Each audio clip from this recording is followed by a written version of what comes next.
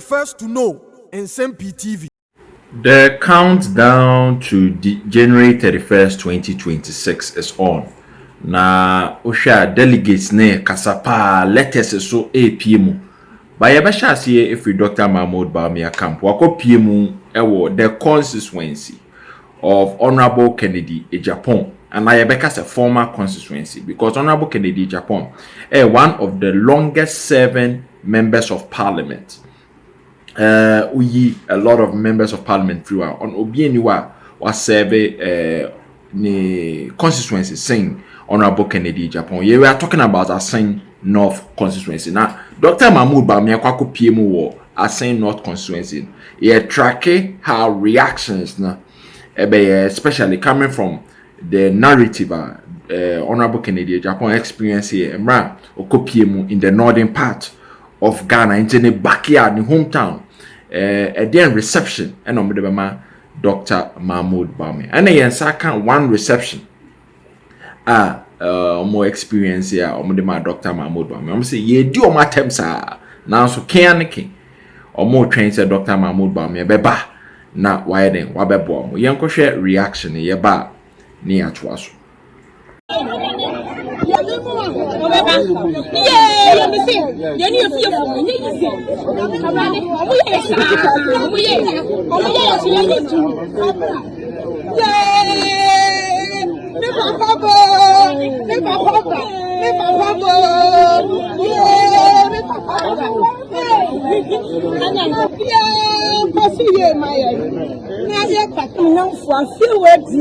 Assin of Mumua, near Papa Imra, Namuaya, and yes, I am Miss Ramo, Assin of Amamu Yasikadia, Namopasa, young Chuma Papa, and one young Fway, no one may be my aunt Twasso, near May, and near Nananum, or when you do my hair, and yes, I break. Miss Rawa, run me off for. Inti reaction in Assin North no, and air cosono. Now another discussion be koso gidi. The involvement of Natoshi in the camp of Honorable Kennedy Agyapong.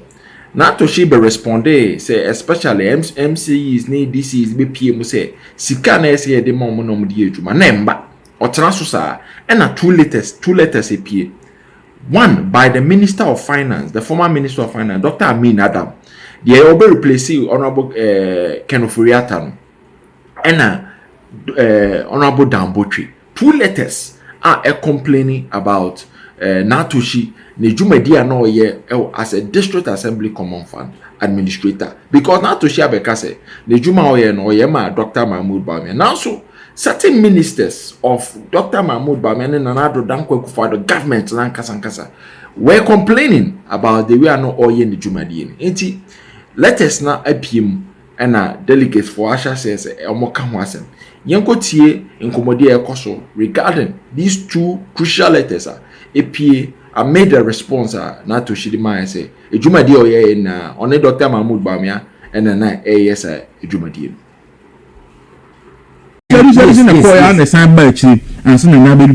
All right, Madam Assin. So and then answer me catch them say me akwasi kwatin our customer Honorable Kennedy Agyapong was sending a video say I should be interested in this video say member on Movement TV and you know member sa video no dey send me no na mabbo baako enso so e dey aka ho I say or send me Mama Irene na to see a video say I should be interested in the video na member Movement TV na me sure member that it was Cause quite can you external producers? Oh, yeah, so we're invited to try it's my accept offer, no, sir. And I'm may into the me we are now media account. So, my menko as a patron more my any can more common fund, any can more back, more common fund, you know, your book common fund, any we are na ya bo Sikana so deno. Aha, young one can.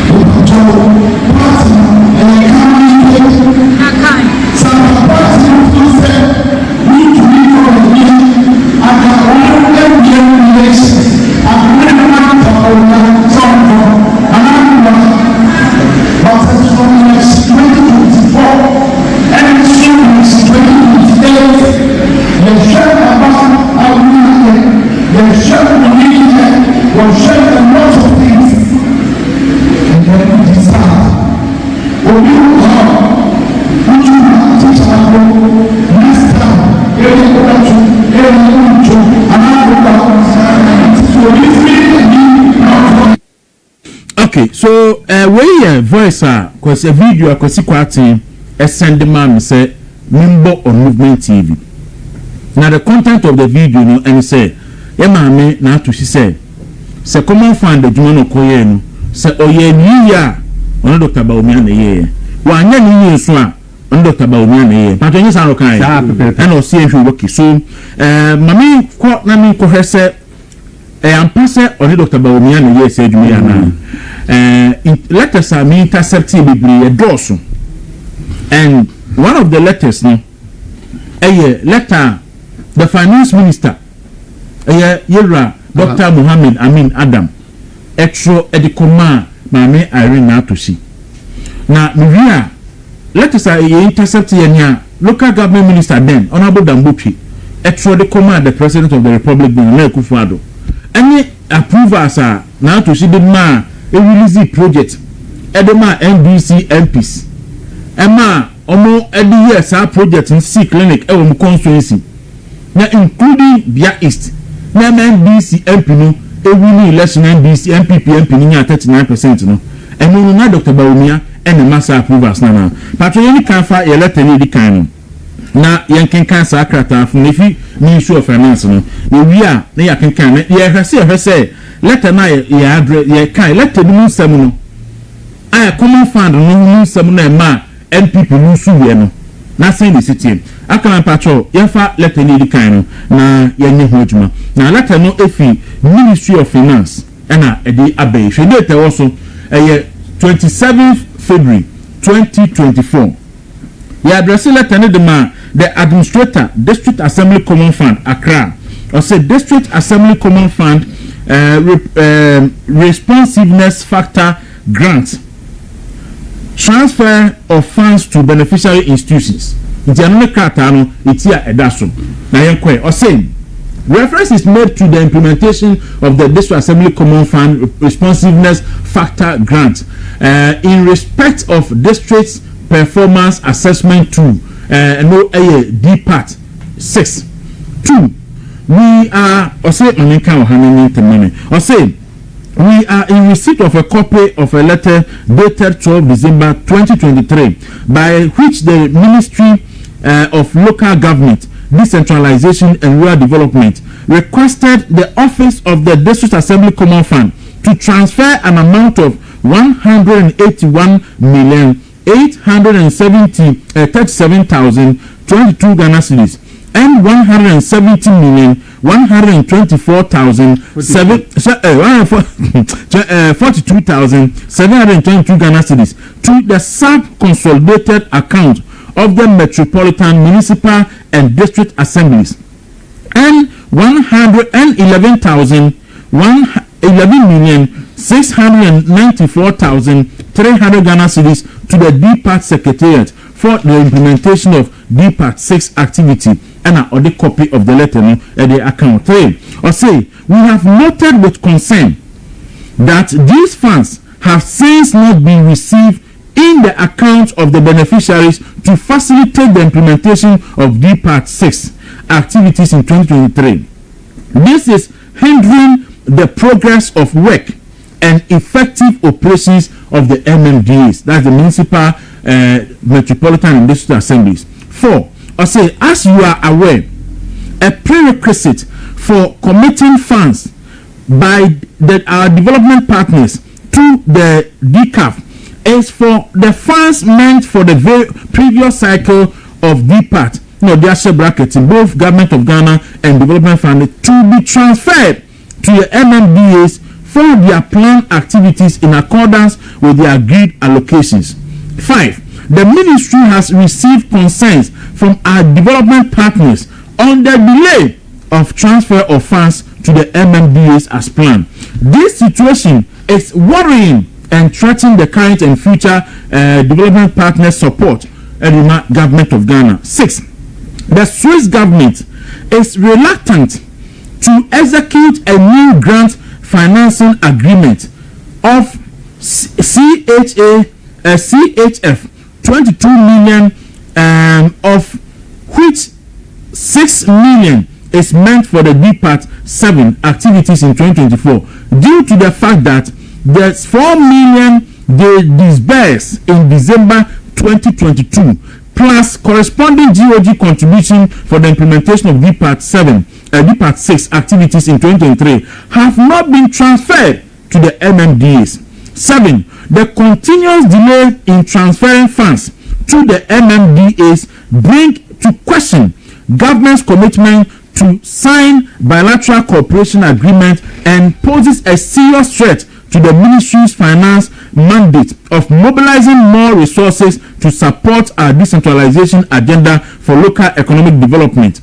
We cannot afford to lose such potential grant fund as we navigate an IMF program of fiscal consolidation and economic recovery. 8.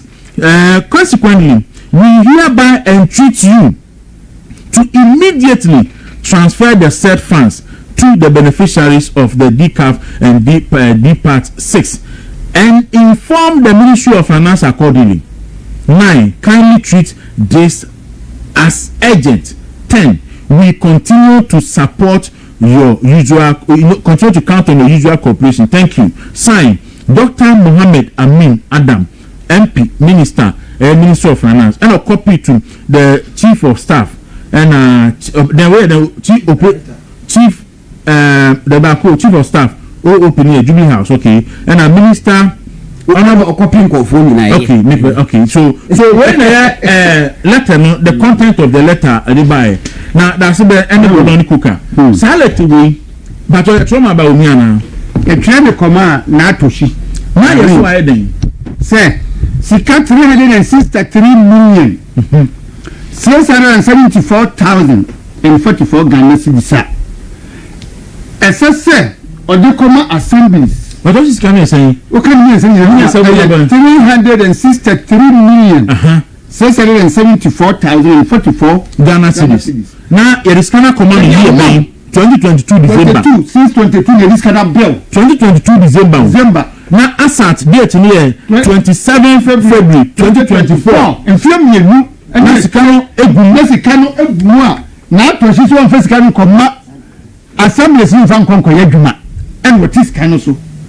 And assemblies in Sundays can yaguma. And Mexican will be a grant. Say, a brother grant said, oh, you say, I have from where you so, or when you're away, and who was coming here. Let's connect our one fine. I told you, I can't say, mouse can for you. And it's not finance minister, and you have no say. Sabia, your dear Moko say, I am a Fuma. Yes, your young may be a baby one higher. Young to me, quiet dear Bemma, one of Boyano, and one the one from where you do. And it's coming, and when you ya. First can cover this on the one body. And when you ya, first can cover this on the okay. Mayama a meeting today. Yanfa local government minister Krata Chokoma Mampeni Abamame Irene Tusi. Na afa second letter no bra na yankin kind. Na second letter no say Ministry of Local Government, Decentralization and Rural Development, utilization of District Assembly Common Fund, dated 10th July 2023. And as Akrata so echoing.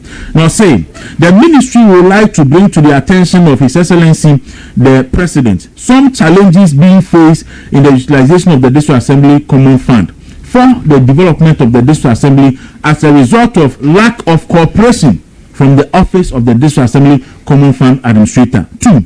In the current resource constraint, we are of the considered view that strategically directing available resources is crucial for government.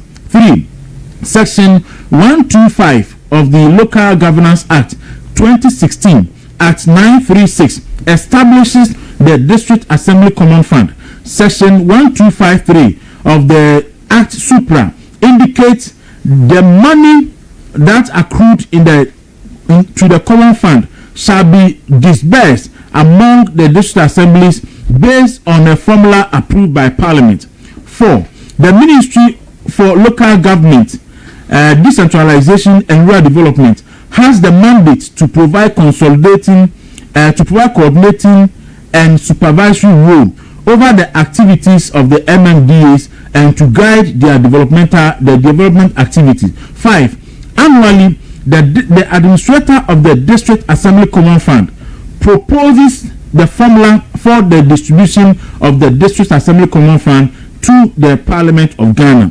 6.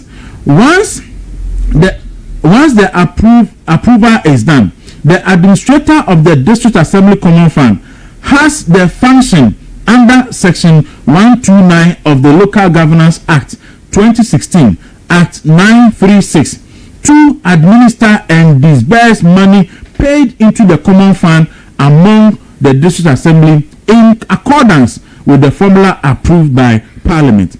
Section 1263 of the same Act states, the Minister shall, in consultation with the Minister responsible for finance, determine the category of expenditure of the approved development budget for the District Assembly that must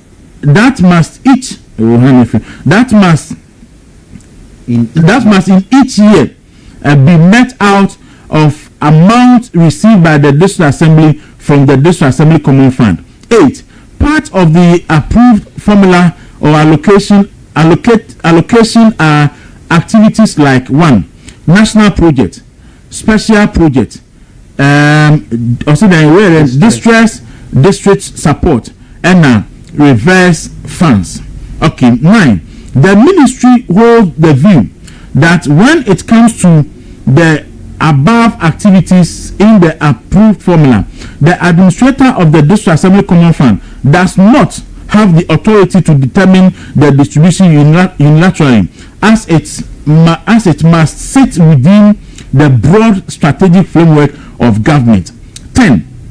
As the supervisory ministry of the Local Governance Act 2016, Act 936, and the ministry responsible for coordinating the MMDAs, we are of the view that the mandate to determine the district.